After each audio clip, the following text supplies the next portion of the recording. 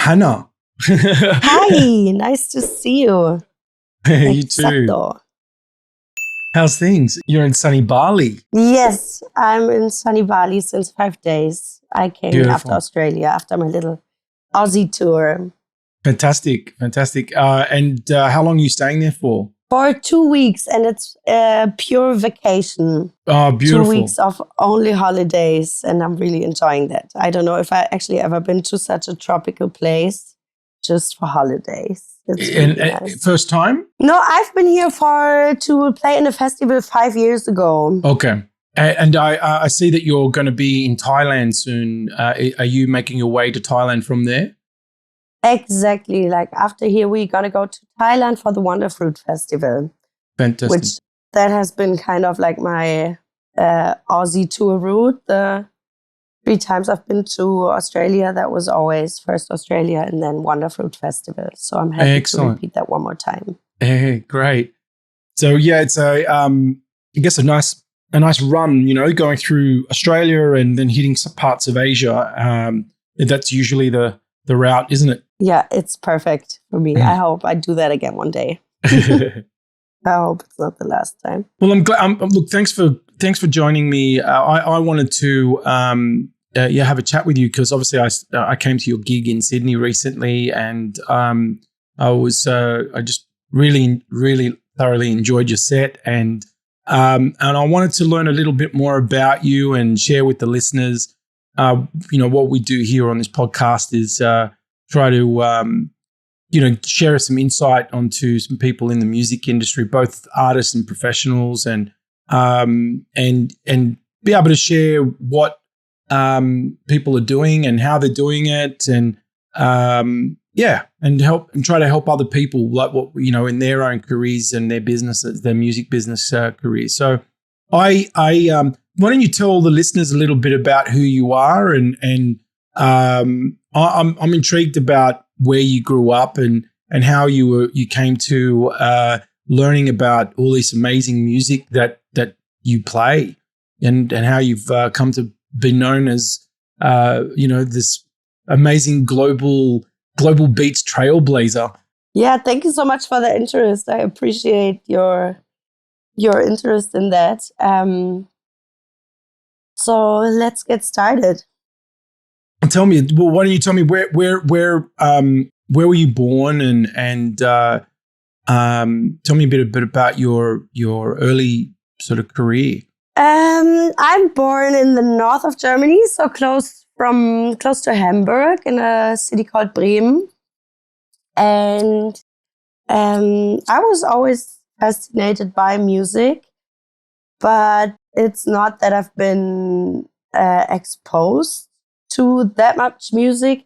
I mean, my mom and my dad, they both like music, but it's not that I have like a strong familiar musical background in a way. I learned an instrument because I was like always just intrigued by music, and I learned guitar, and I played as a teenager, I was playing in bands. I loved Avril Lavigne with 12 years. So that was like kind of my big idol. And and then I got into I was always into dancing. Like some of my earliest memories are just me in like our housemates' rooms with the big speakers, just like rocking it off as a kid. But for me, I feel it's less like a intellectual musical background, but more like my connection to music is very intuitive. And this interest for world music has like arisen, I think, in my early 20s, like coming from that more like German kind of electronic techno music that I discovered, which meant a lot of freedom for me, like in my early 20s. And then discovered acts like Chanchavia Circuito and got really inspired by the Voodoo Hop Collective from Sao Paulo, but actually like a bunch of like global citizens that they came together in Sao Paulo, facilitating these free street raves and really incorporating that traditional Brazilian folklore music, but bringing that more into blending that into electronic music and making it very accessible for basically everybody on the streets, like not charging any fees. And that's kind of how I got really into that world music thing. I think for me, really fueled by the idea to travel, but not really having been traveled, but always being so interested in different cultures, probably also coming from that, just from that really German city that, like, for me always also felt a bit like lacking some culture in a way. So for me, that was a way, like, getting into the electronic pop music really was a way to travel without actually getting on a plane. What was it like growing up in Bream? It's a very, like, green, safe space. I felt always very safe there, and also, like, mindset wise, it's a place that is very green, very, like, middle, like, politically, like, kind of in the middle, not left, not right, safe, really open, but still not that much. I mean, like, kind of, we are, like, super happy to welcome everybody because there is not that much natural diversity, but people are really open to all different cultures. And yeah, it's, like, politically, like, a very green and open-minded place without actually having too much diversity. So we are kind of, like, craving that in a way. I think that's, like, also what I felt. There wasn't much multicultural flavors, like, within in this city.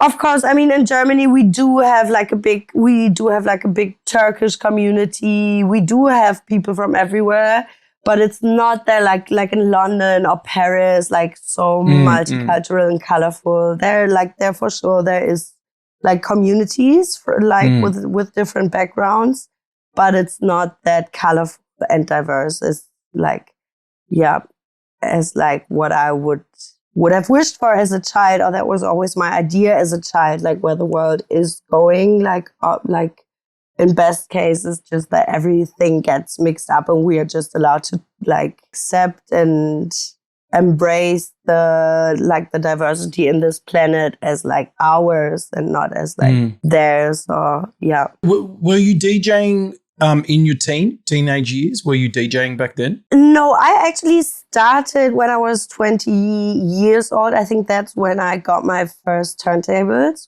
which my mother borrowed me the money for. And yeah, I think that was, like, exactly when I turned 20, and then I had my first gig when I was 21. So actually this Christmas will mark my 10th anniversary of DJ. Wow.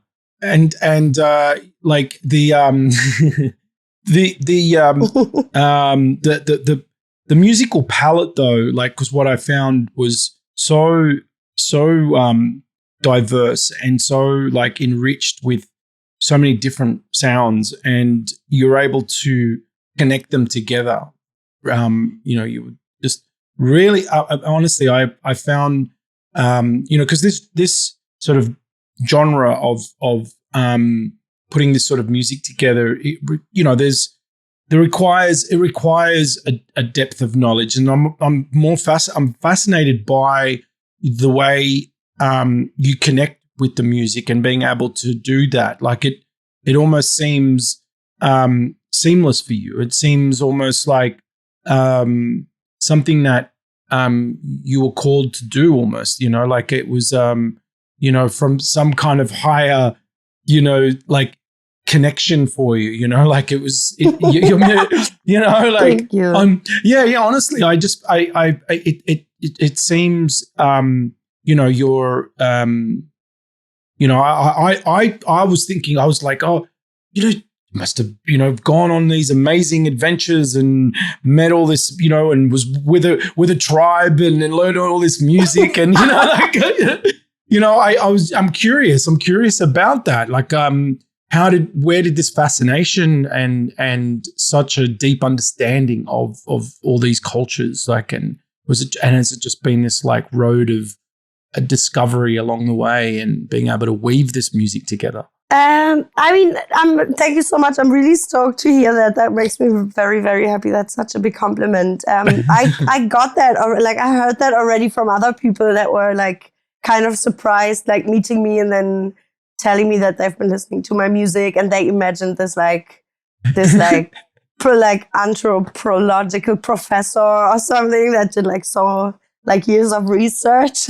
Really happy to hear that, but I have to disappoint you. Like, as I said, it's like a really intuitive approach that I have. And I mean, maybe it's like a bigger like idea or vision that I have in that music that is actually like kind of egoistic, because in a way for me, like playing a set for me was really a possibility to like go on like a world trip, to just like close my eyes and without having to actually buy like plane tickets for 5,000 euro, but really being able to travel the world within 2 hours.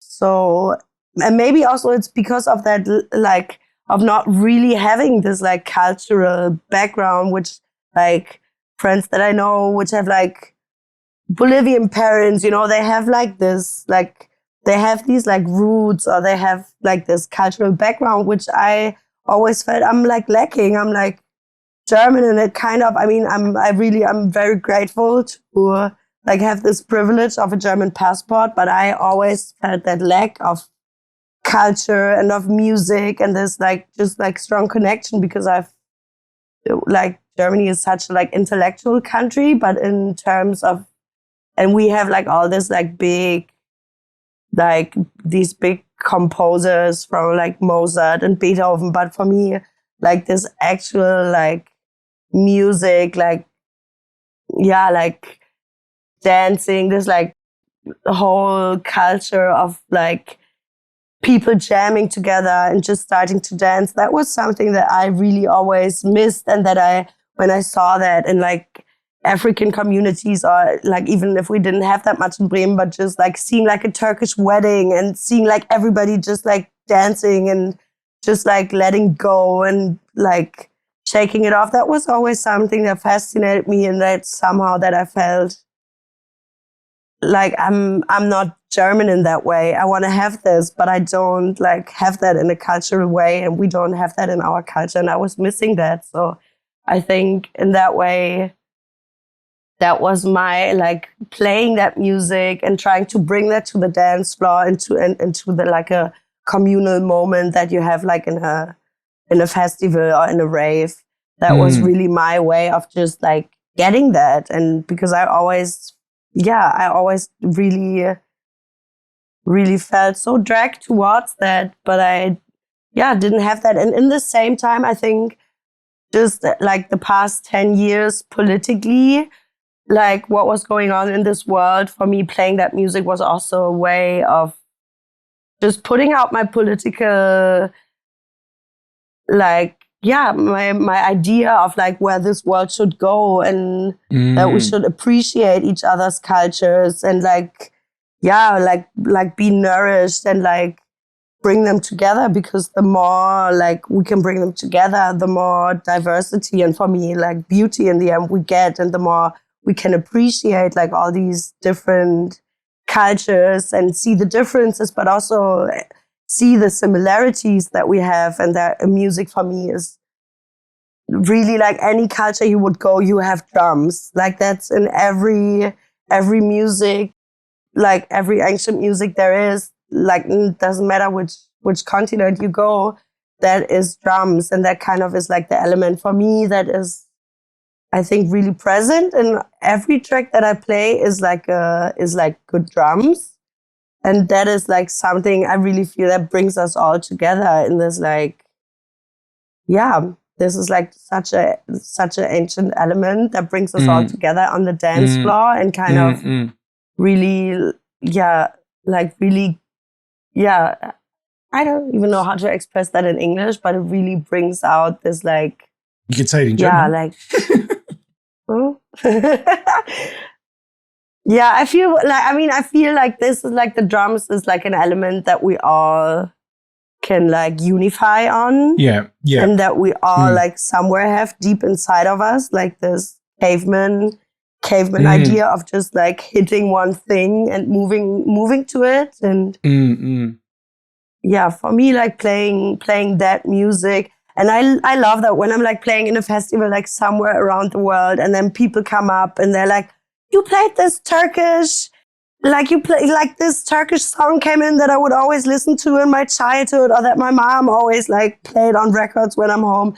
And I really feel like for me, playing this music just gives me like hope, like, and like gives me, like, just exactly like it's like I feel like I have this, it's like my way of bringing people together and just like experiencing oneness. It sounds like it sounds like there's like a cultural connection, and based from what I've heard you explain is that from your early childhood, it seems like this hunger, because of proximity to all these cultures, or the lack of proximity to cultures, you were able to this hunger for it.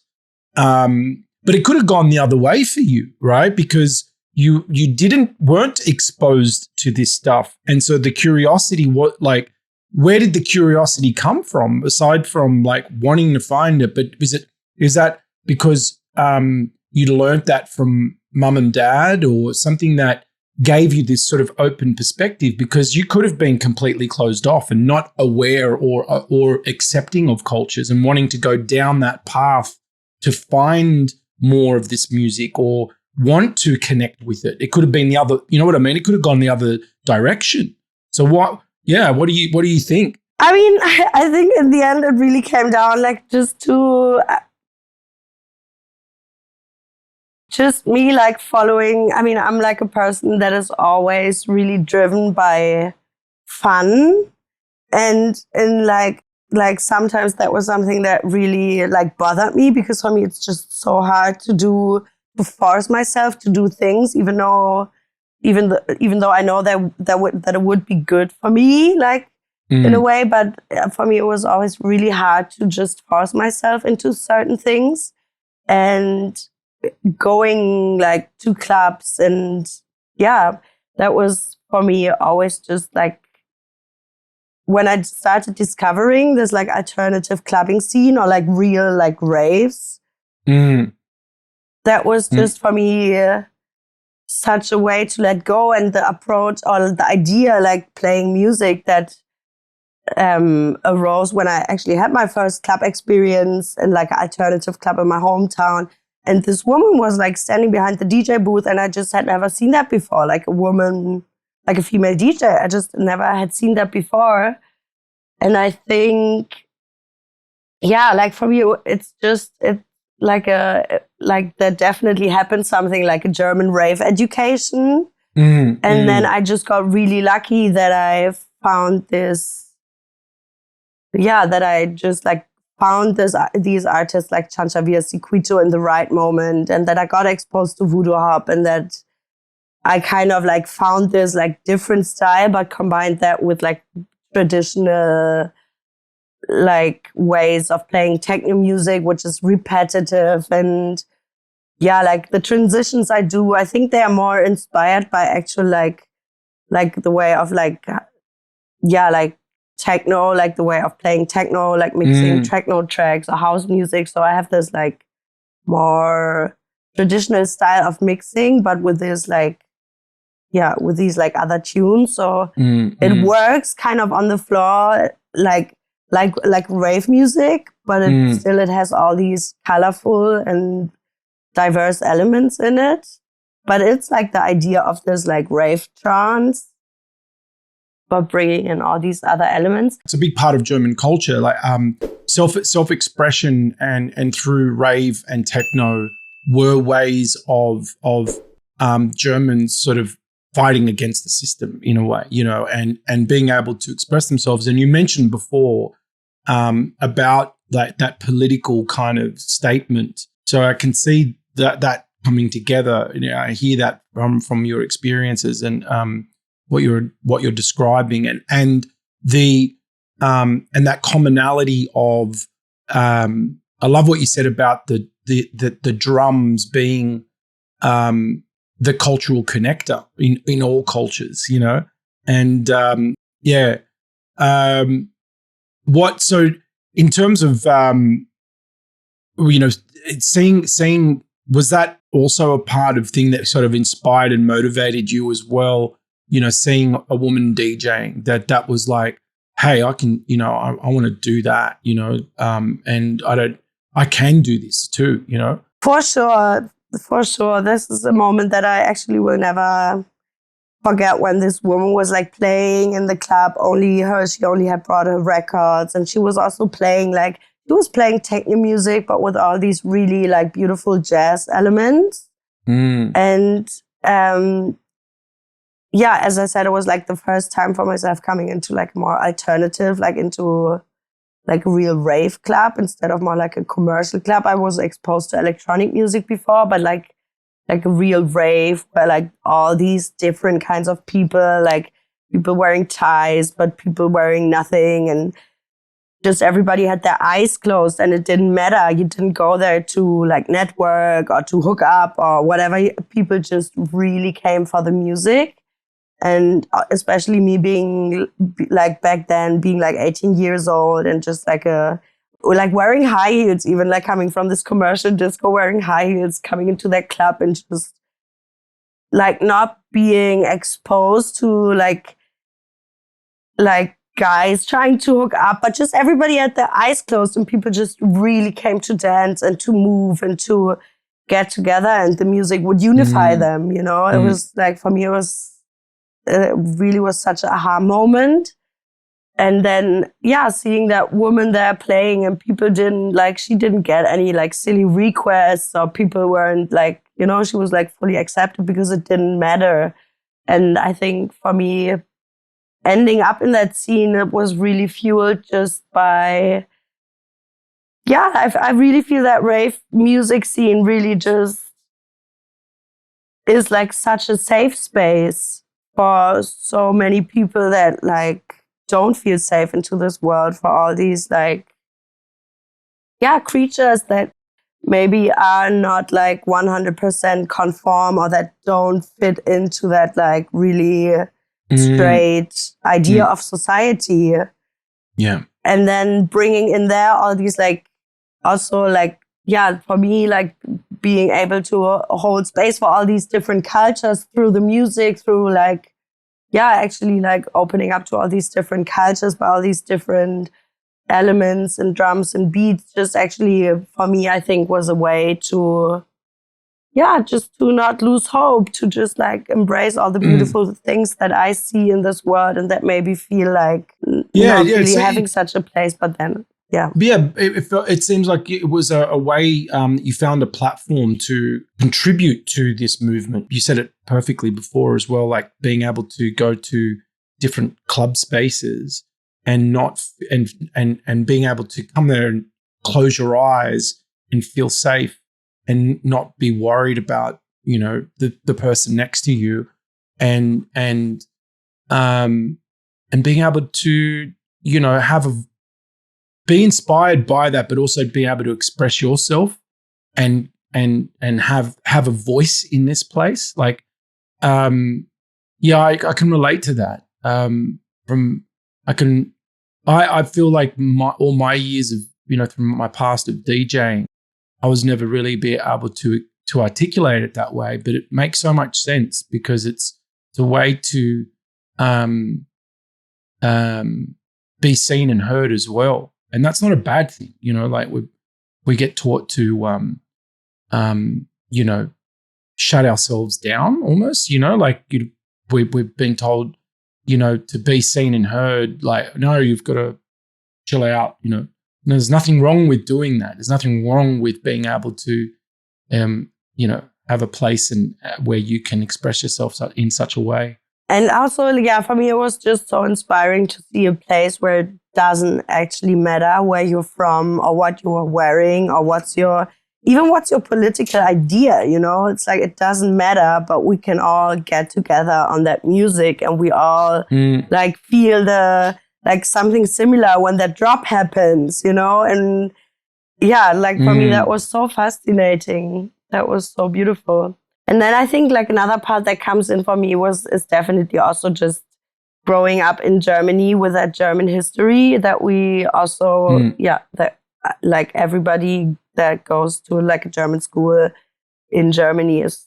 exposed to, just like the German history that was, that just like, like when you start learning about this as a child. And I mean, I have grandparents that were like refugees, like they had to leave like Polish area that was back then Germany, like escaping the Russians. And you just grow up like in this like generational trauma of the Second World War. And I think we like Germans tend to still feel very guilty about what happened there. And I think also to a certain extent, that's also very important, because we like, it's just the most important thing to prevent this ever happen again. And I just really hope that we make that work out. But I think for me, playing that music and embracing and appreciating all these different cultures definitely also is fueled by having this history feeling this history on my back, and just really wanting to make a sign in a different direction that I am happy to welcome anybody, and that I appreciate this diverseness instead of, I love that. I love that you've chosen that path for a purpose, to be able to break down walls and break down stereotypes, and it's your way. It's your way of having contribution in a way, through music. It's your way of being able to be somewhat an instrument, pardon the pun, as for the music, but be instrumental in such a way where you're able to help people strip down those identities and just like come when you're on the dance floor. That's what's so beautiful about clubland and club culture, is that it brings people to a place where no matter whatever your background is, whatever your beliefs are, but for those 4, 5, 6, 7, 8 hours, it doesn't matter that you're on the dance floor,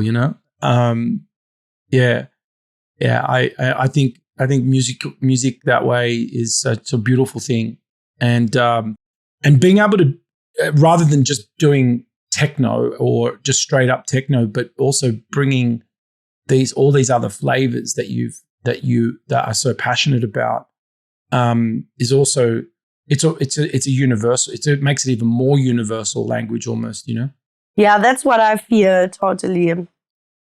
That's what I feel, that it's the most universal language we do have on this planet. And I don't know if you saw that documentary, which I can just recommend to everybody. It's on Netflix, so it's pretty accessible. John was trying to make contact to aliens. John was making contact to aliens. It's just like a 15 minutes like short documentary about this guy who started sending out music into space, I think like in the 80s. And he like put everything he had, like all the money, like even his like family money from his grandparents, he just put into building these giant transmitters to send all this like world music, like all these like different records into space, just trying to make contact with the idea that music is the most, like I love it. like the most global, or like even overly global language that we do have. And it just expresses emotions and feelings and intentions on such a in such universal language that you don't need to. I love it. I've got to see it. I haven't seen it. Please watch it. It's so amazing. That's like when I saw that, I was like, oh, wow, yeah, he fit like that idea has been there before. I feel him so much. And he sends out all this like gamelan and like high life music into space. It's so beautiful. I know that you're doing some remix work and things and stuff now. Are you going to be doing some original things too? Have you got that on the cards? Is that some next steps for your own music as well? So I don't really have anything planned in that direction. There's some rough ideas, but also to be honest, for me, the pandemic was really a time to, like, compared to many producer friends that I have, that really like felt like now is the moment to finish all their projects and stuff. For me, it felt really like a moment to just take a break and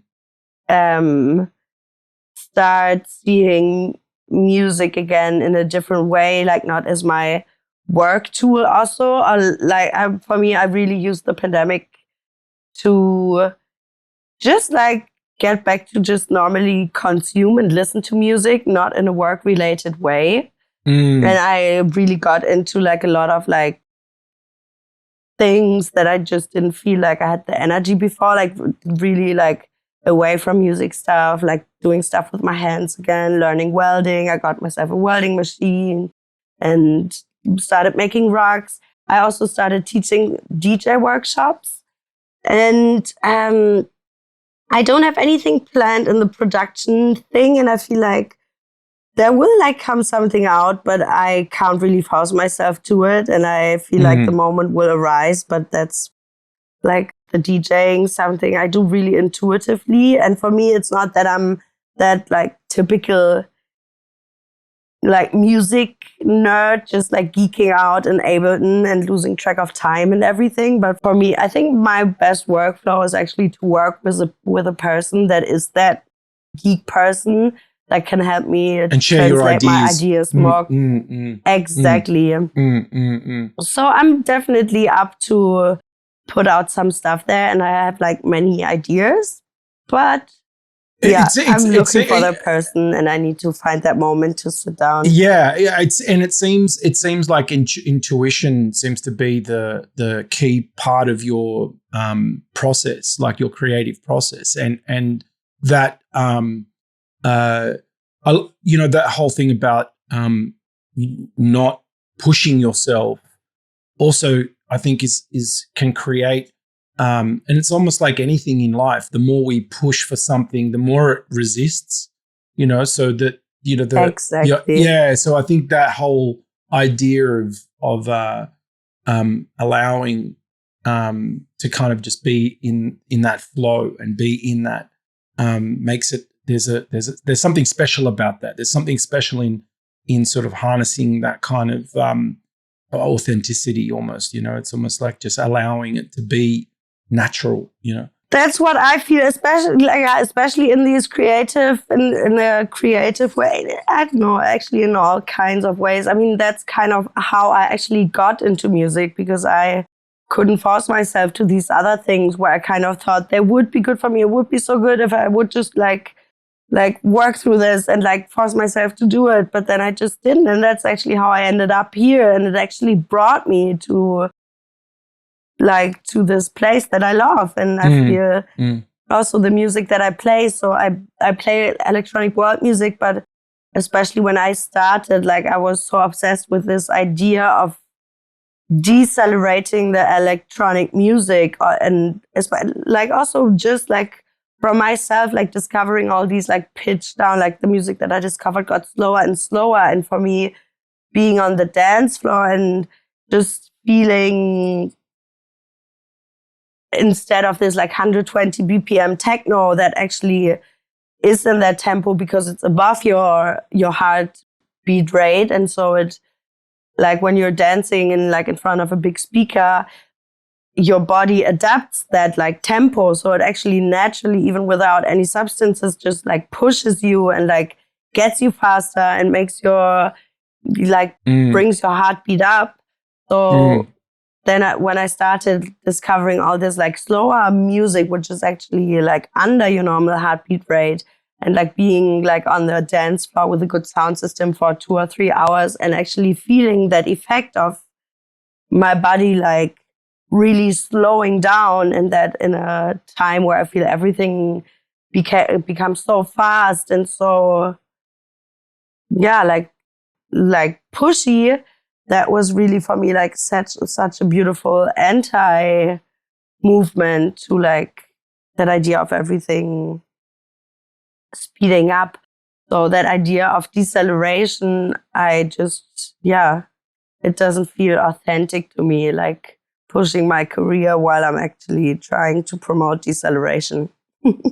Yeah, it's like more of a natural process, which is what we mentioned before. I think and following your intuition, I think is the strategy that's worked for you already. You know, it's something that allows you to, kind of just be doing something from, without forcing, without forcing yourself. And look, it was so great to chat with you again. And I know, I really appreciate you taking the time out on your vacation time as well. It was my pleasure. Thank you for your interest in my music and in my person. I'm really honored. Yeah. Thank you. And I think now you can go back to keep on working on your tan. I actually have to stay out of the sun for a little bit, I think. Well, I'm really looking forward to you coming back to Australia again, and also, and seeing you anywhere. Really, I hope we cross paths again on one of the dance floors, and I see you rocking the place. Looking forward to it. Thank you so much, James. I hope I see you soon. Okay, take care. Thank Bye-bye. you. Have a lovely day. Yeah, you too. Bye-bye. Ciao.